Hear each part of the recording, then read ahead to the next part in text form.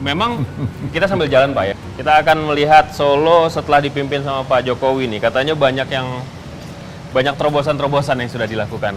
Pak, 5 tahun yang lalu ya, Bapak mulai maju sebagai calon waktu itu, calon wali kota.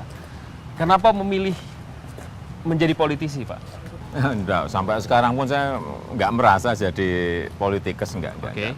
Tetap seperti ini. Sekarang jadi petugasnya rakyat, menjadi petugasnya partai, itu saya lakukan apa adanya gitu aja. Sebisa saya.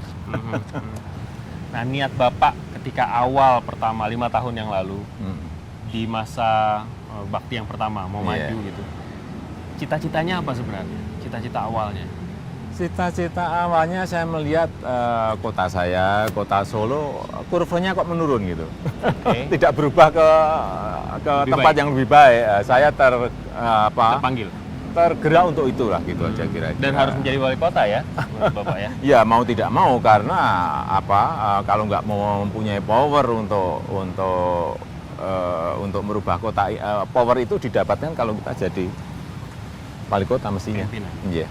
Nah, yang kembali ke masalah 90% itu. Ini terjadi karena memang Bapak melaksanakan kerja yang bagus buat masyarakat sehingga 90% dari mereka memilih Anda. Ya enggak lah, saya ini kan diberi tugas oleh masyarakat. Diberi tugas untuk bekerja oleh masyarakat. Ya saya bekerja gitu aja.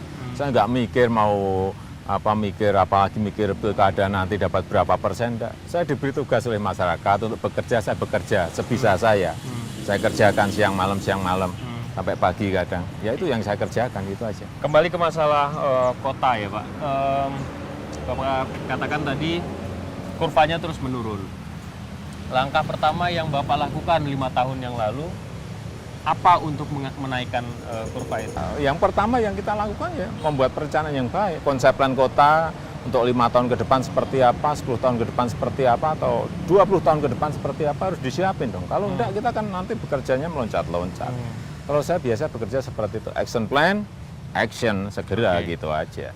Bicara soal relokasi pedagang kaki lima yang semua orang mengagumi apa yang Bapak lakukan terhadap pedagang kaki lima di Solo. Apakah itu sebelumnya sudah direncanakan dan Bapak sudah punya konsepnya? Saya hanya melihat di beberapa negara ya, mereka tuh diberi space, mereka diberi ruang.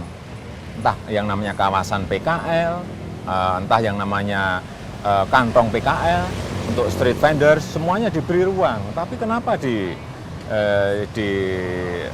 kota ini atau di negara ini mereka tidak diberi ruang?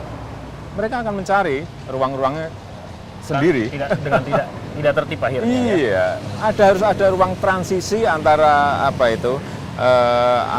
di sebuah kota untuk mereka gitu. Relokasi itu selalu menjadi kata yang tidak nyaman buat pemerintahan daerah karena selalu diwarnai dengan bentrokan, pertikaian dan lain sebagainya. Nah, kenapa di Solo nggak terjadi seperti itu? Apa yang pertama menurut saya niat kita ini memang ingin mengangkat mereka. Niat kita. Jadi tapi ada ketidakpercayaan, ada distrust dari pedagang kaki lima. Apa yang Bapak lakukan sih ketika itu? Ya, saya undang mereka, saya ajak makan siang.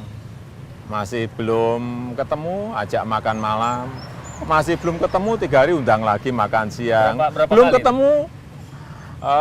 Saya pernah mengundang sampai 54 kali untuk memindahkan satu kawasan ke tempat yang baru.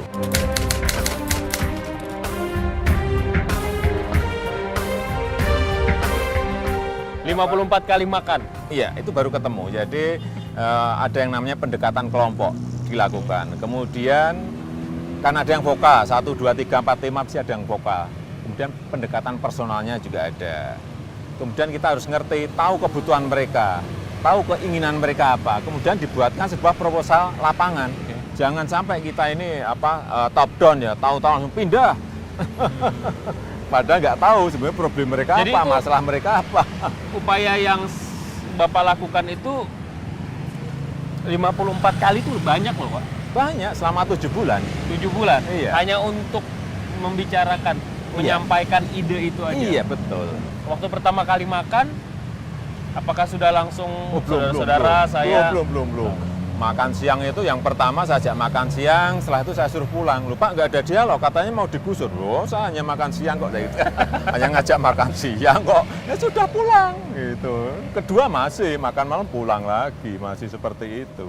Bapak merasa itu perlu dilakukan karena kan Bapak punya aparatur yang bisa menertibkan dan karena aturan-aturan kota harus harus tertib, pedagang-pedagang liar harus ditertibkan, itu kan sebenarnya kan Bapak, Apakah itu menyelesaikan masalah?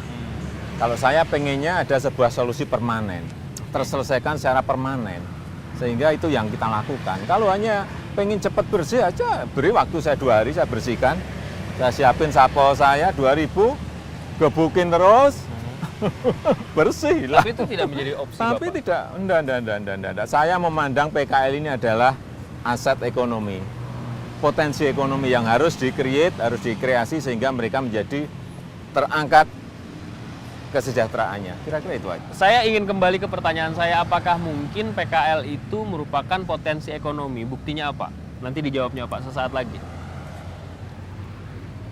Ini namanya Pasar Klitikan Notoharjo. Jadi Pasar. ini adalah pasar hasil pindahan dari PKL yang dulu ada di Banjarsari. Jadi mereka yang ada sekarang sebenarnya mereka yang tidak punya tempat Ya. tetap ya? Dulunya bertebaran di jalan, kemudian kita pindahkan ke sini.